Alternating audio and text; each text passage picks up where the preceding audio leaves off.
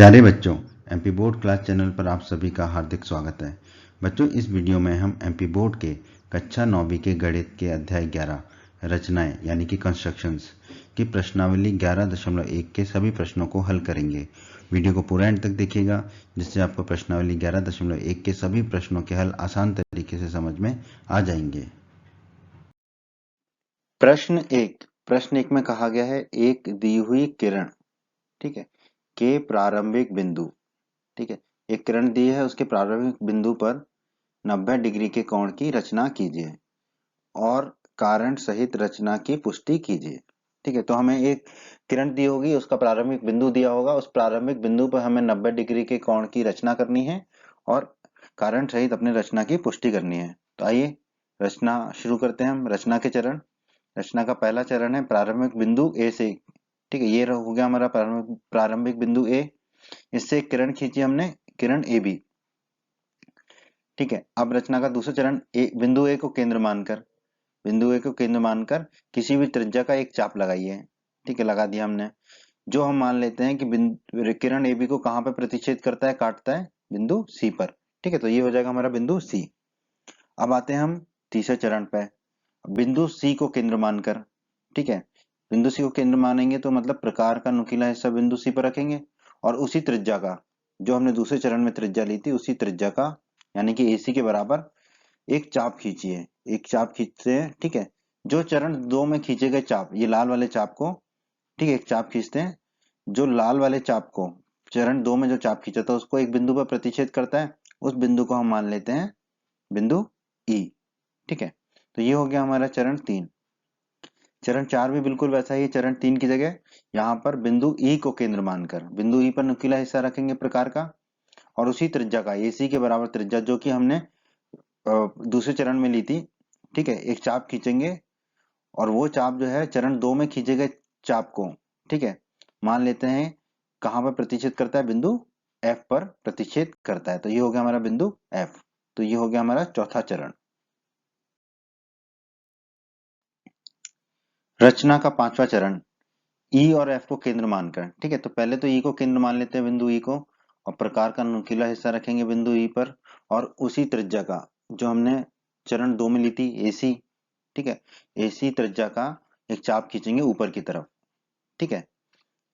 अब बिंदु F पर प्रकार की नोक रखेंगे और उसी त्रिज्या का, AC त्रिज्या का जो हमने दूसरे चरण में ली थी, एक चाप खींचेंगे ऊपर की तरफ और मान लेंगे कि ये दोनों चाप एक दूसरे को बिंदु G पर प्रतिच्छेद करते हैं, ठीक है। अब है रचना का छठा भाग, ए और जी से जाने वाली किरण AG खींचिए, ठीक है, तो ए और जी से जाने वाली किरण खींच दी हमने AG।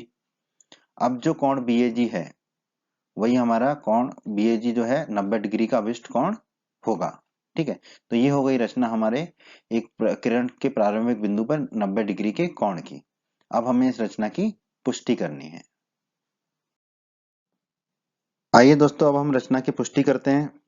ए और ई को मिलाइए, सी और ई को मिलाइए, ये मिला दिया हमने।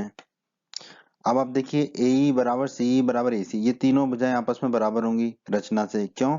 क्योंकि जो AE है, ठीक है, और जो AC है, ठीक है, AE और AC ये एक ही चाप पर स्थित बिंदु हैं, C और E, ठीक है, जो A से खींचा था हमने, तो ये तो आपस में बराबर ही होंगे क्योंकि बराबर त्रिज्या होगी। और जो C हमने लिया था, ठीक है, वो भी बराबर त्रिज्या का लिया था, AC त्रिज्या का, तो ये तीनों आपस में बराबर होंगे। कैसे? रचना से, ठीक है। अब देखिए त्रिभुज CAE में, ठीक है, इस त्रिभुज में, पीले वाले त्रिभुज में, इस त्रिभुज में तीनों भुजाएं बराबर हैं, तो ये त्रिभुज क्या होगा? एक समबाहु त्रिभुज होगा, क्योंकि हम जानते हैं कि समबाहु त्रिभुज की तीनों भुजाएं बराबर होती हैं। और हम ये भी जानते हैं कि समबाहु त्रिभुज का प्रत्येक कोण 60 डिग्री का होता है। तो इस त्रिभुज CAE का भी सारे कोण कितने के होंगे? 60 डिग्री के। तो कोण CAE बराबर कितना होगा? 60 डिग्री।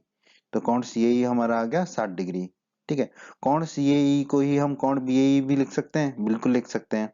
तो कोण BAE कितना होगा? 60 डिग्री, ठीक है।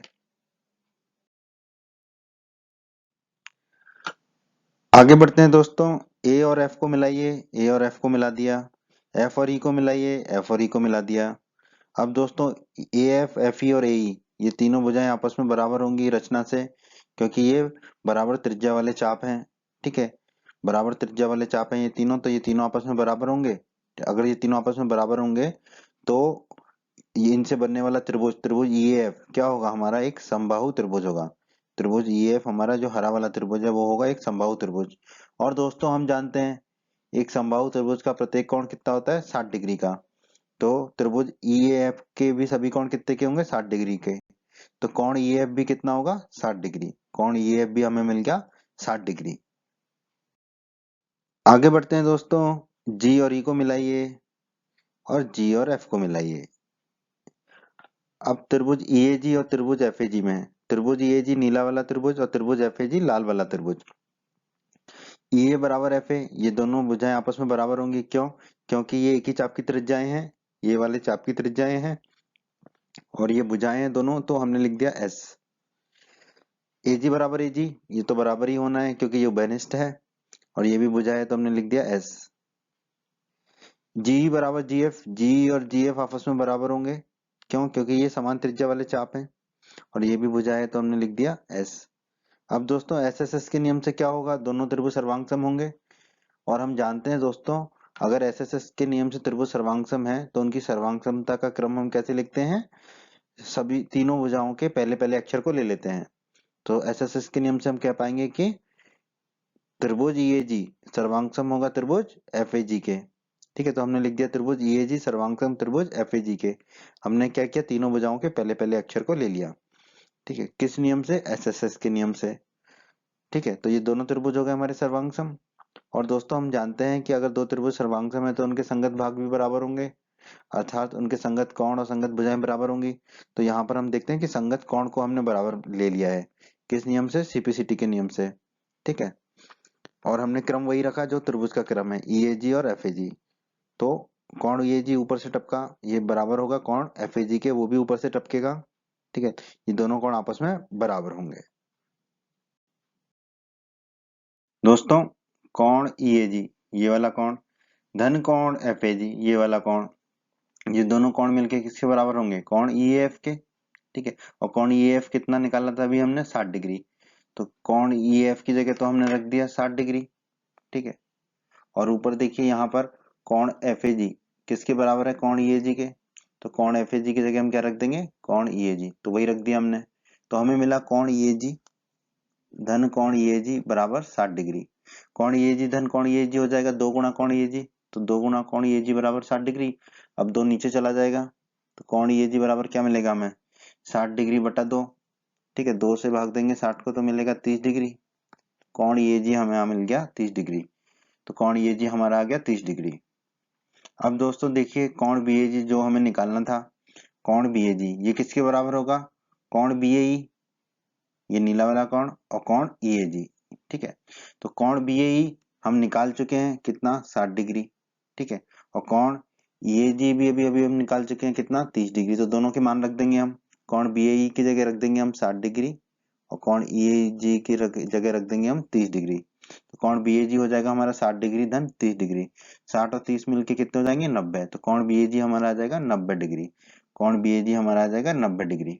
ठीक है, यही हमें सिद्ध करना था, तो हम कह सकते हैं इति सिद्धम।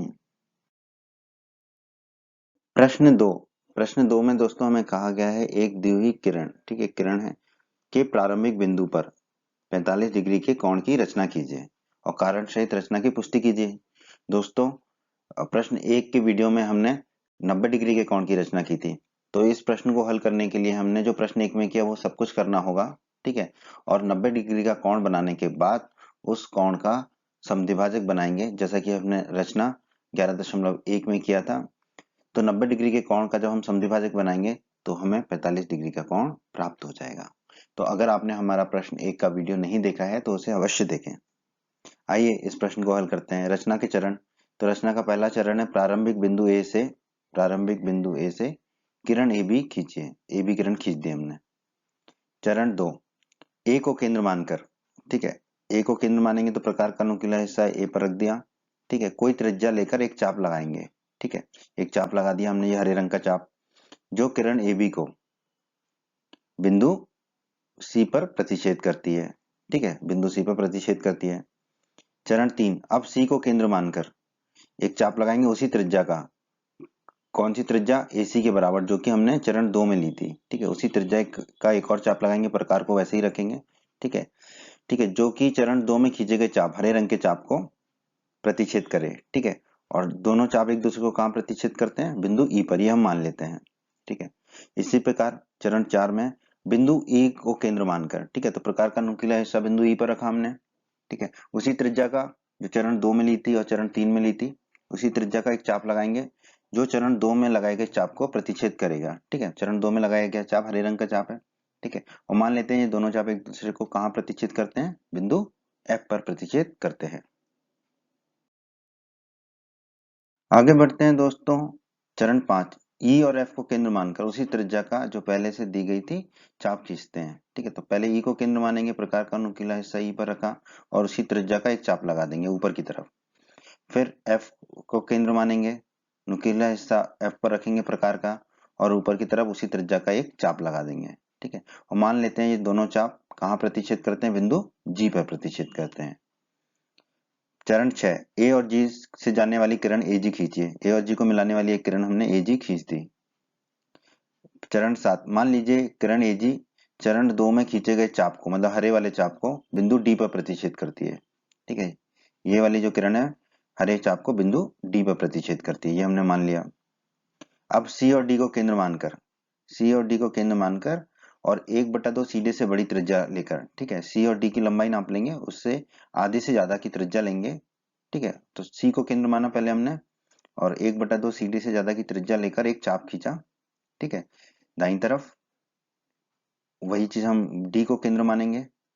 ठीक है, और उसी त्रिज्या का चाप खींचेंगे दाहिनी तरफ और मान लेंगे कि ये दोनों चाप एक दूसरे को जहां प्रतिच्छेद करते हैं वो क्या है, हमारा बिंदु H। चरण 9, A और H से जाने वाली किरण AH खींचिए। ठीक है, तो A और H को से जाने वाली किरण AH खींची हमने। अब जो कोण BH है वही हमारा 45 डिग्री का अभिष्ट कोण है। ठीक है, ये जो कोण है BH यही हमारा अभिष्ट कोण है। तो ये रचना हो गई। ठीक है, अब हमें इस रचना की पुष्टि करनी है। तो रचना वाला काम हमारा खत्म हो गया, अब हमें इस रचना की कारण सहित पुष्टि करनी है। आइए अब हम रचना की प्रामाणिकता करते हैं। ए और ई को मिलाइए, ए और ई को मिला दिया हमने। सी और ई को मिलाइए, सी और ई को मिला दिया हमने। अब आप देखिए ए ई, सी और ए सी, ये तीनों भुजाएं आपस में बराबर होंगी। क्यों? क्योंकि ये समान त्रिज्या वाले चाप हैं। ठीक है, ये एक ही त्रिज्या का चाप खींचे थे हमने, तो ये वो हैं तीनों, तो ये तीनों आपस में बराबर होंगे। ठीक है, तो त्रिभुज सी ए ई, ये जो पीला वाला त्रिभुज सी ए, ये क्या होगा, समबाहु त्रिभुज होगा। क्यों? क्योंकि इस त्रिभुज की तीनों भुजाएं बराबर लंबाई की हैं। ठीक है, और दोस्तों हम जानते हैं समबाहु त्रिभुज का प्रत्येक कोण 60 डिग्री का होता है। तो कोण CAE ये भी 60 डिग्री का होगा, और कोण CAE को ही हम कोण BAE भी बोल सकते हैं। एक ही बात है, क्योंकि C बिंदु AB किरण पर ही है। तो कोण BAE बराबर 60 डिग्री, तो कोण BAE हमारा आ गया 60 डिग्री का। आगे बढ़ते हैं दोस्तों, A और F को मिलाइए। तो A और F को मिला दिया हमने, F और E को मिलाइए, F और E को मिला दिया। अब देखिए AF, FE और AE ये तीनों भुजाएं आपस में बराबर होंगी। क्यों? क्योंकि ये समान त्रिज्या वाले चाप थे। ठीक है, तो त्रिभुज EAF, ठीक है, ये जो हरा वाला त्रिभुज EAF ये क्या होगा, समबाहु त्रिभुज होगा। क्यों? क्योंकि इस त्रिभुज की तीनों भुजाओं की लंबाई बराबर है। और दोस्तों हम जानते हैं समबाहु त्रिभुज का प्रत्येक कोण 60 डिग्री का होता है। तो कोण EAF बराबर कितना होगा, 60 डिग्री। कोण EAF भी कितने का होगा, 60 डिग्री का होगा। आइए दोस्तों आगे बढ़ते हैं हम। G और E को मिलाइए, G और E को मिला दिया। G और F को मिलाइए, G और F को मिला दिया। अब त्रिभुज EAG, ये नीला वाला त्रिभुज EAG और लाल वाला त्रिभुज FAG, त्रिभुज EAG और त्रिभुज FAG में देखते हैं सर्वांग समता का कौन सा नियम लगेगा। EA बराबर FA, EA और FA आपस में बराबर हैं ये दोनों भुजाएं। क्यों? क्योंकि ये एक ही चाप की त्रिज्याएं हैं। कौन सा चाप? ये हरा वाला चाप, इस चाप की त्रिज्याएं हैं दोनों। ठीक है, तो EA और FA आपस में बराबर होंगे और ये भुजाएं हैं, तो हमने लिख दिया S। उसी प्रकार AG बराबर AG, तो वो तो होना ही है क्योंकि ये उभयनिष्ठ है, उभयनिष्ठ तो बराबर ही होता है, तो ये भुजाएं तो हमने S लिख दिया। अब G बराबर GF, G और GF आपस में बराबर होंगे। क्यों? क्योंकि ये समान त्रिज्या वाले चाप हैं। ठीक है, जो हमने E और F से खींचे थे, ये भी भुजाएं है, तो हमने S लिख दिया। अब SSS के नियम से ये दोनों त्रिभुज सर्वांग सम होंगे। अब सर्वांग समता का क्रम क्या होता है SSS के नियम में, तीनों भुजाओं के हम पहले पहले अक्षर को ले लेते हैं दोनों तरफ। तो बाईं तरफ पहले पहले अक्षर को लेंगे तो क्या मिलेगा EAG, दाईं तरफ पहले पहले अक्षर को लेंगे तो क्या मिलेगा FAG। तो हम कह सकते हैं कि त्रिभुज EAG सर्वांग सम होगा त्रिभुज FAG के। किस नियम से? SSS के नियम के द्वारा ये दोनों त्रिभुज सर्वांग सम होंगे। अब ये दोनों त्रिभुज सर्वांग सम हो गए तो इनके संगत भाग भी बराबर होंगे। किस नियम से? CPCT के नियम से। सर्वांग सम त्रिभुजों के संगत भाग बराबर होते हैं तो उनके संगत कोण भी बराबर होंगे। तो ये इसी क्रम में, जिस क्रम में हमने त्रिभुज का क्रम लिखा है उसी क्रम में कोण लिख लिया हमने। कोण EAG बराबर कोण FAG।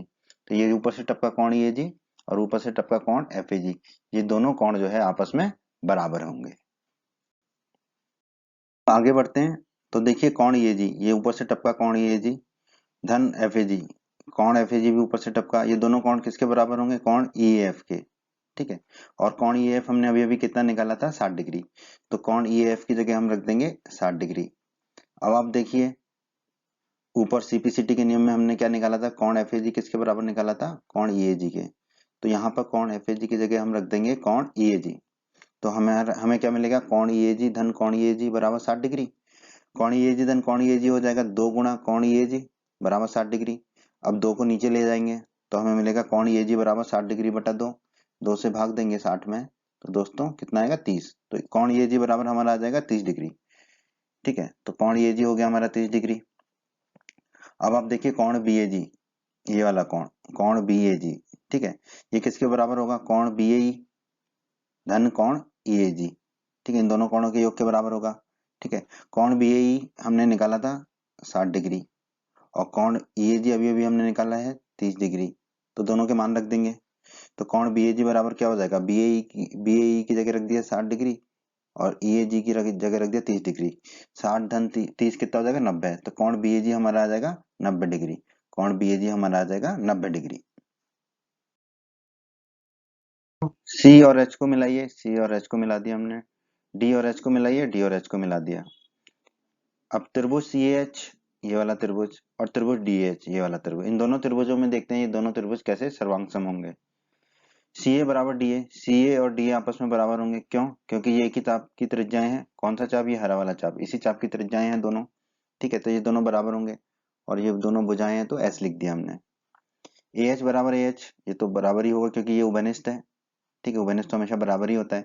भुजा है तो हमने S लिख दिया।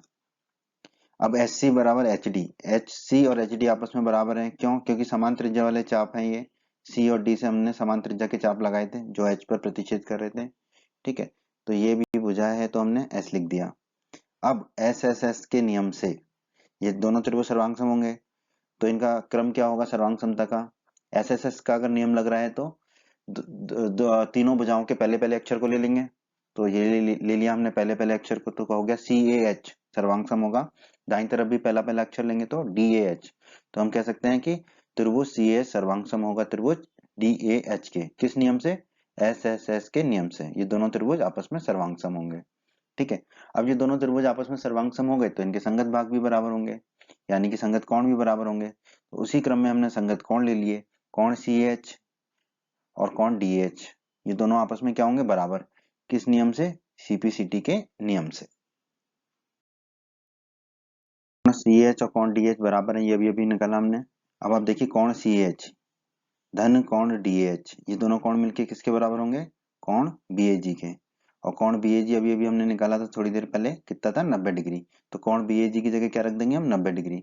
तो हमने कोण BAG की जगह रख दिया 90 डिग्री। ठीक है, अब आप देखिए कोण DH किसके बराबर है? कोण CAH के।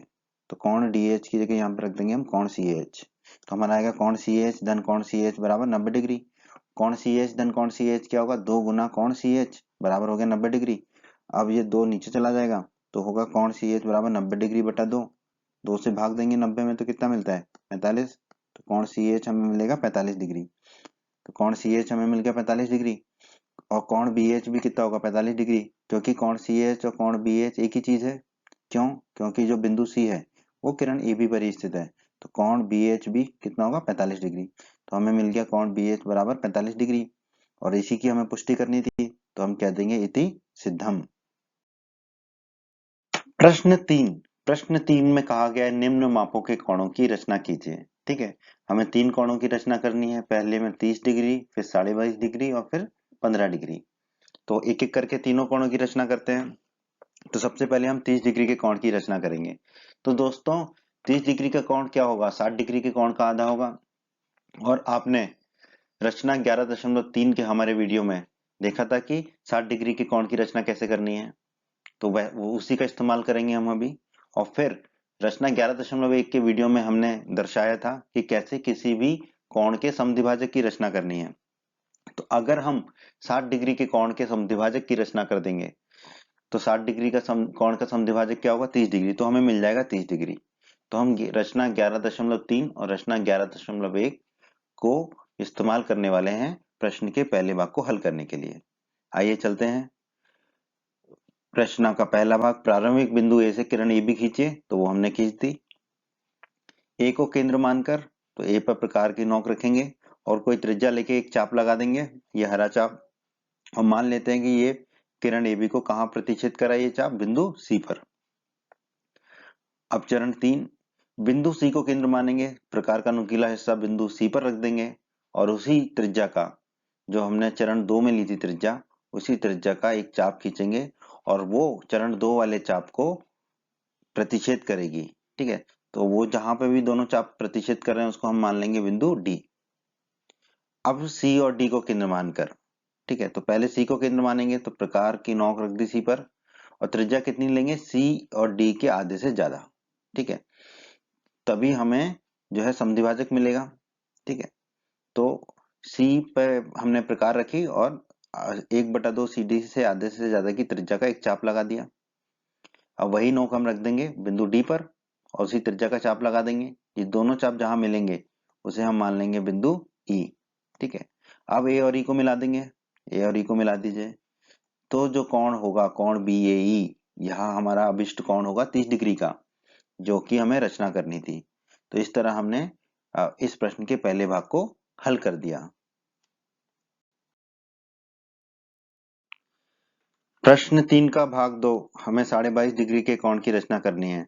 तो दोस्तों जैसा कि हमने प्रश्न 2 में हल किया था, प्रश्न 2 के वीडियो में 45 डिग्री के कोण की रचना की थी, तो उसी क्रम को हम यहाँ पे भी इस्तेमाल करेंगे, प्रयोग करेंगे।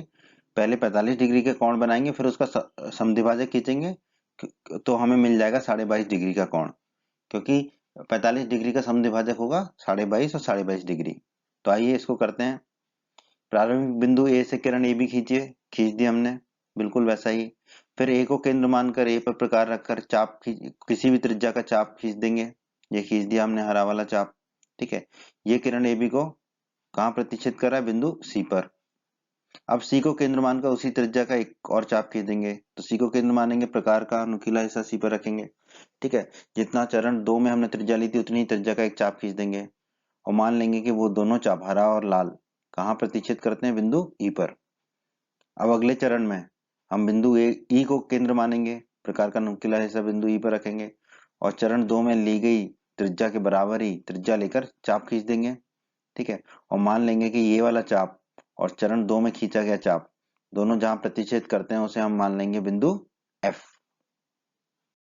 आगे बढ़ते हैं। चरण 5, ई और एफ को केंद्र मानकर, तो पहले ई को केंद्र मान लेते हैं और उसी त्रिज्या का जो चरण 2 में ली थी और बाकी चरणों में ली थी उसी त्रिज्या का एक चाप ऊपर की तरफ खींच देंगे। फिर एफ को केंद्र लेंगे और उसी त्रिज्या का चाप ऊपर की तरफ खींच देंगे। ये दोनों चाप जहां मिलेंगे उसे हम मान लेते हैं बिंदु जी। चरण 6, ए और जी को मिलाने वाली किरण ए जी खींच दी हमने। तो दोस्तों इसी प्रक्रिया से, इसी रचना की विधि से हमने प्रश्नावली 11.1 के प्रश्न 1 में 90 डिग्री के कोण की रचना की थी। तो अभी हमें 90 डिग्री का कोण मिल गया। अब इस 90 डिग्री के कोण का समद्विभाजक खींच देंगे तो हमें क्या मिल जाएगा, 45 डिग्री का कोण, जैसा कि प्रश्न 2 में हमने निकाला था।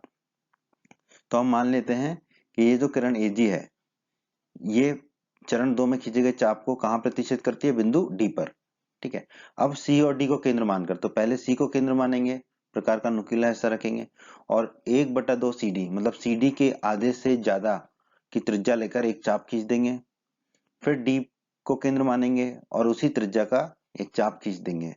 ये दोनों चाप जहां मिलेंगे उसे हम मान लेंगे बिंदु एच, इसको हम मान लेंगे बिंदु एच। ए और एच से जाने वाली किरण हम खींच देंगे ए एच। ठीक है, तो ये हमने समद्विभाजक खींच दिया 90 डिग्री के कोण का, तो अभी हमें 45 डिग्री के दो कोण मिल गए, जैसा कि प्रश्न 2 में हमने निकाला था। आगे बढ़ते हैं। अब हम क्या करेंगे, ये 45 डिग्री का भी समद्विभाजक खींचेंगे तो हमें 22.5 डिग्री का कोण मिल जाएगा। तो मान लेते हैं जो किरण AH है वो चरण 2 में खींचे गए चाप को कहाँ प्रतिच्छेद करती है, बिंदु I पर। इसे हम मान लेंगे बिंदु I। ठीक है, अब हम C और I से क्या करेंगे, केंद्र मानकर 1/2 CI से बड़ी त्रिज्या लेकर चाप खींचेंगे। ठीक है, तभी तो हमें समद्विभाजक मिलेगा कोण BAH का। ठीक है, तो हम पहले C को केंद्र मानेंगे और एक त्रिज्या खींचेंगे। कितनी त्रिज्या, 1/2 CI से ज्यादा। ठीक है, इसका चाप खींचेंगे, चाप खींच दिया। फिर आई को केंद्र मानेंगे और उसी त्रिज्या का चाप खींचेंगे, ये चाप खींच दिया। ये दोनों चाप जहां पर भी प्रतिच्छेद करेंगे उसे हम मान लेंगे बिंदु J। अब A और J से जाने वाली किरण खींच देंगे हम, ये खींच दी हमने किरण। अब जो कोण BAJ है यही हमारा अभिष्ट 22.5 डिग्री का कोण है। ठीक है, कोण BAJ हमने निकाल लिया 22.5 डिग्री का कोण। तो इस प्रकार हमने 22.5 डिग्री के कोण की रचना कर दी। प्रश्न 3 के भाग 3 में हमें 15 डिग्री के कोण की रचना करनी है। तो जैसे कि इसी प्रश्न के पहले भाग में हमने 30 डिग्री के कोण की रचना की थी, तो पहले हम रचना के वही चरण दोहराएंगे। उसके बाद 30 डिग्री के कोण के आने के बाद हम उसका समद्विभाजक खींचेंगे, जैसा कि हमने रचना 11.1 में किया था। तो हमें 15 डिग्री का कोण प्राप्त हो जाएगा। ठीक है, तो पहले तो प्रारंभिक बिंदु ए से किरण AB खींची हमने, फिर A को केंद्र मानकर कोई भी त्रिज्या का एक चाप खींच देंगे और मान लेंगे कि वो चाप किरण AB को बिंदु C पर प्रतिच्छेद करता है। अब बिंदु C को केंद्र मानकर उसी त्रिज्या का एक चाप खींचेंगे और मान लेंगे कि ये दोनों चाप हैं वो एक दूसरे को बिंदु D पर प्रतिच्छेद करते हैं। ठीक है, अगर अब हम AD को मिला देंगे तो रचना 11.3 के अनुसार हमें 60 डिग्री का कोण मिल जाएगा। ठीक है, पर हमें 15 डिग्री का कोण बनाना है, तो पहले हम 60 डिग्री के कोण का समद्विभाजक खींचेंगे। उसके लिए क्या करना होता है, दोनों बिंदुओं से C और D, यहाँ पर जो दो बिंदु हैं वहां से चाप खींचेंगे। ठीक है, तो पहले तो C को केंद्र मानेंगे और 1/2 CD से बड़ा त्रिज्या लेके चाप खींच देंगे। फिर D को केंद्र मानेंगे और 1/2 CD से उसी त्रिज्या का 1/2 CD से बड़ी की उसी त्रिज्या का एक और चाप खींच देंगे। ये दोनों चाप जहां मिलेंगे उसे हम मान लेंगे बिंदु E। फिर अगले चरण में A और E को मिला देंगे। ठीक है, तो अब अगर हम देखेंगे तो BAE जो है वो कोण 30 डिग्री के बराबर होगा, जैसा कि हमने इसी प्रश्न के पहले भाग में निकाला था। दोस्तों अब हम 30 डिग्री का कोण हमने निकाल दिया, अब हमें 15 डिग्री का कोण खींचना है, तो इसके भी समद्विभाजक खींचेंगे। तो मान लेते हैं जो किरण AE है वो चरण 2 में खींचे गए चाप, ये हरे वाले चाप को जहां प्रतिच्छेद करते हैं उसे हम मान लेंगे बिंदु F। ठीक है, अब C और F को केंद्र मानकर पहले C को केंद्र मानेंगे तो 1/2 CF से बड़ी त्रिज्या लेके चाप खींच देंगे। फिर उसी त्रिज्या का एक चाप खींचेंगे बिंदु F को केंद्र मानकर। ठीक है, ये दोनों चाप जहां मिलेंगे उसे हम मान लेंगे बिंदु G। अब A और G से जाने वाली किरण AG खींच देंगे, तो जो कोण BAG है यही हमारा अभिष्ट 15 डिग्री का कोण होगा। तो इस प्रकार हमने 15 डिग्री के कोण की रचना कर ली। प्रश्न 4 में कहा गया है निम्न कोणों की रचना कीजिए और चांदे द्वारा मापकर पुष्टि कीजिए। तो प्रश्न 4 में हमें तीन कोण दिए गए हैं, 75 डिग्री का, 105 डिग्री का और 135 डिग्री का। तो हमें इन तीनों कोणों की रचना करनी है और फिर उसके बाद चांदे द्वारा मापकर पुष्टि करनी है कि ये कोण उतने के ही बने या नहीं। तो आइए सबसे पहले हम प्रश्न 4 के भाग 1 को हल करते हैं। ठीक है, तो दोस्तों जैसा कि आप जानते हैं कि 75 डिग्री का कोण जो है वो किसके बीच में होगा, 60 और 90 के बीच में होगा। ठीक है, और 60 और 90 को जोड़कर अगर हम 2 से भाग दें तो हमें 75 ही मिलता है, क्योंकि 60 और 90 कितना होता है, 150। 150 में 2 का भाग देंगे तो मिलेगा 75। तो हम कह सकते हैं जो 75 डिग्री का कोण है वो 60 डिग्री के कोण का और 90 डिग्री के कोण का समद्विभाजक होगा। ठीक है, तो इसे बनाने का तरीका पहले समझ लेते हैं, फिर हम इसकी रचना करेंगे। पहले हम 60 डिग्री का कोण बनाएंगे, फिर हम 90 डिग्री का कोण बनाएंगे और इसके बाद इन दोनों कोणों का, जैसे कि यहाँ पे लाल और नीली किरण है, उसका समद्विभाजक खींचेंगे और वही समद्विभाजक हमारा अभिष्ट कोण होगा। ठीक है, 75 डिग्री का। ठीक है, आइए अब हम इसकी रचना करते हैं।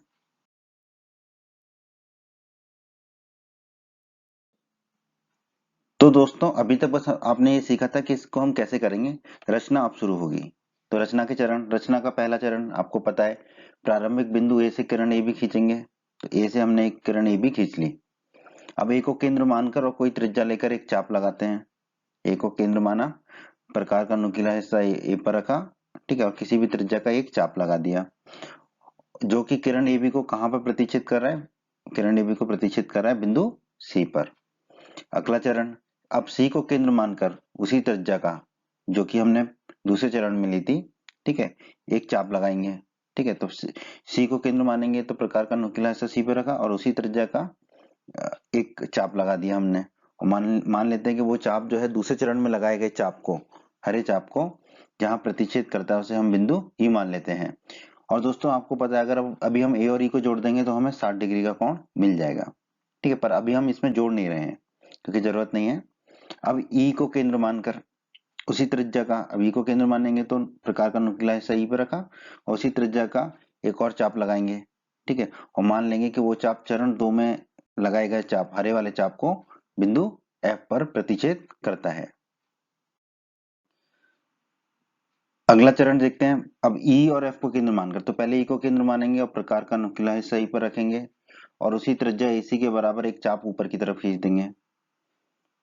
यही काम हम एफ से करेंगे। एफ को केंद्र मानेंगे तो प्रकार का नुकीला हिस्सा एफ पर रखा और उसी त्रिज्या का एक चाप ऊपर की तरफ खींच दिया।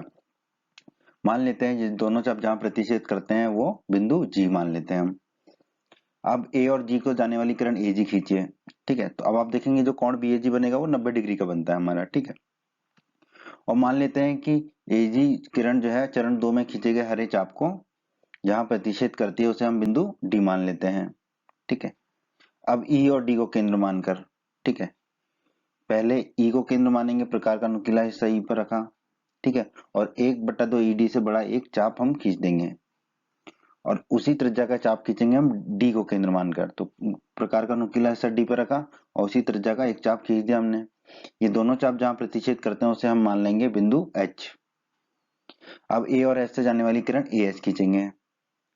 अब जो कोण बी एच है, ठीक है, कोण बी एच यही हमारा अभिष्ट कोण है 75 डिग्री का। ठीक है, अब हम चांदे से इसको माप लेते हैं। अब आप देख लीजिए चांदा हमने रखा, ठीक है, तो ये जो कोण आ रहा है कोण बी एच, ठीक है, ये 70 और 80 के ठीक बीच में आ रहा है। 70 और 80 के ठीक बीच में कितना होगा? 75 डिग्री। ठीक है, तो यही कोण बी एच हमारा अभिष्ट कोण हो गया और हमने चांदे से मापकर इसकी पुष्टि भी कर ली। प्रश्न 4 के भाग 2 में दोस्तों हमें 105 डिग्री का कोण बनाना है। ठीक है, तो दोस्तों 105 डिग्री का कोण जो है 90 और 120 डिग्री के बीच में होगा। ठीक है, क्योंकि अगर हम 90 और 120 को जोड़ें और 2 से भाग दें तो हमें 105 प्राप्त होता है। तो इसे बनाने की विधि क्या होगी? ये विधि है, ये आपको बताना नहीं है आपके परीक्षा में। ठीक है, ये सिर्फ आपको समझाने के लिए। एक 90 डिग्री का कोण खींचेंगे पहले हम, फिर हम 120 डिग्री का कोण खींचेंगे और फिर हम इन दोनों का समद्विभाजक खींचेंगे। ठीक है, ये काली किरण जो है समद्विभाजक है, तो ये जो कोण बनेगा काली किरण वाला, यही कोण क्या होगा? हमारा 105 डिग्री का कोण होगा।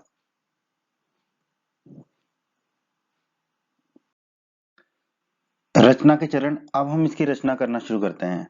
तो जैसा कि भाग 1 में किया था बिल्कुल वैसे ही आगे बढ़ेंगे। प्रारंभिक बिंदु ए से किरण ए भी खींची हमने, फिर ए को केंद्र मानकर प्रकार का नुकीला हिस्सा ए पर रखा, किसी त्रिज्या का एक चाप लगाएंगे जो कि किरण ए बी को जहां प्रतिच्छेद करता है उसे हम बिंदु सी मान लेंगे। अब सी को केंद्र मानकर उसी त्रिज्या का, एसी त्रिज्या का एक चाप खींचेंगे। सी को केंद्र मानेंगे तो प्रकार का नुकीला हिस्सा सी पर रखा और उसी त्रिज्या का एक चाप लगाएंगे जो कि चरण 2 में खींचे गए चाप, हरे चाप को जहां प्रतिच्छेद करेगा उसे हम बिंदु ई मान लेते हैं।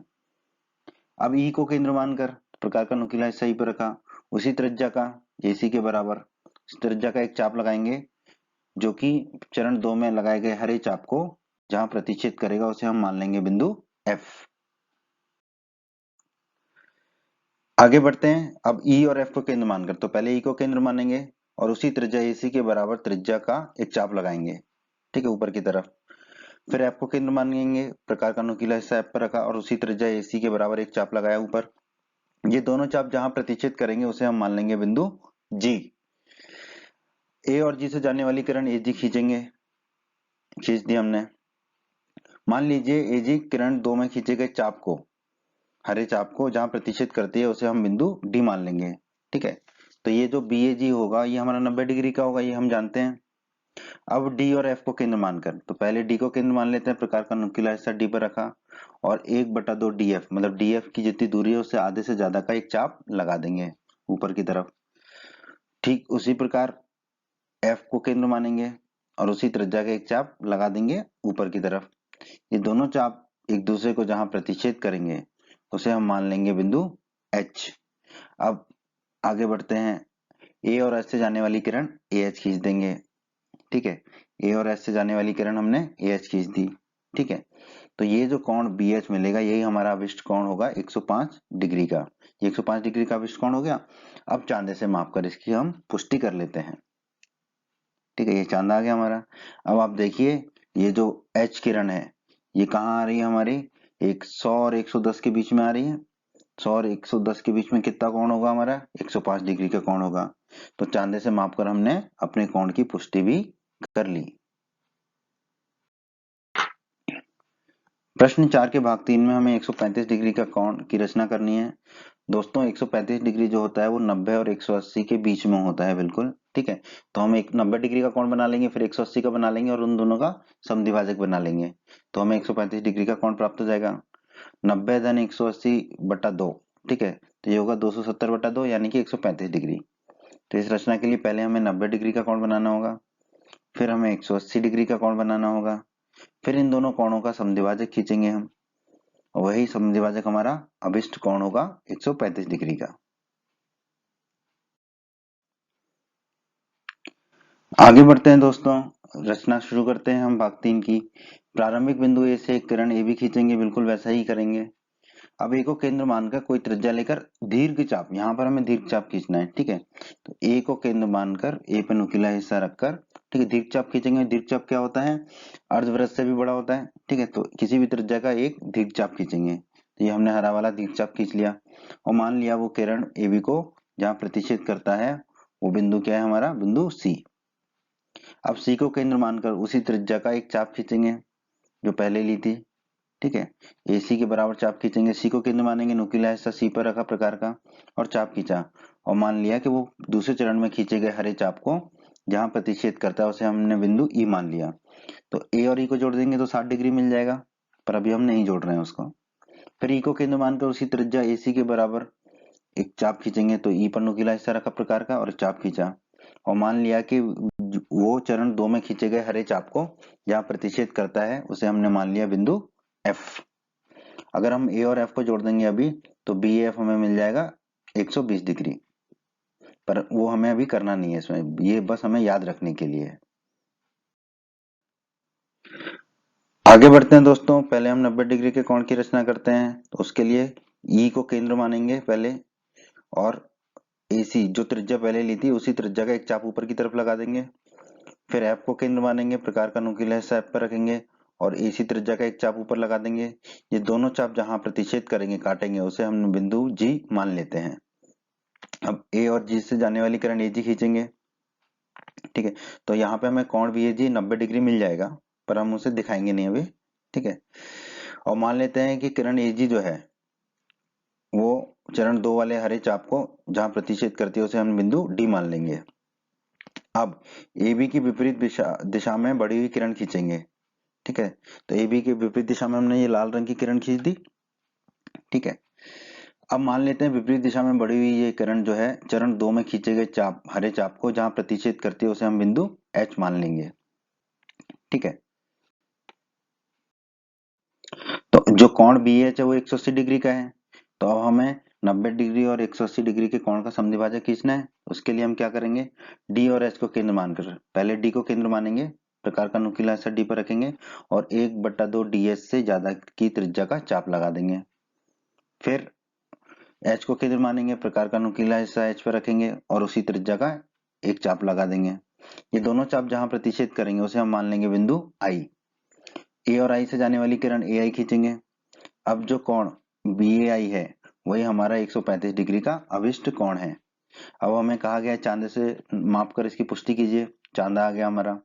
ठीक है, अब देखिए चांदे में ये जो कोण दिख रहा है 130 और 140 के बीच में दिख रहा है।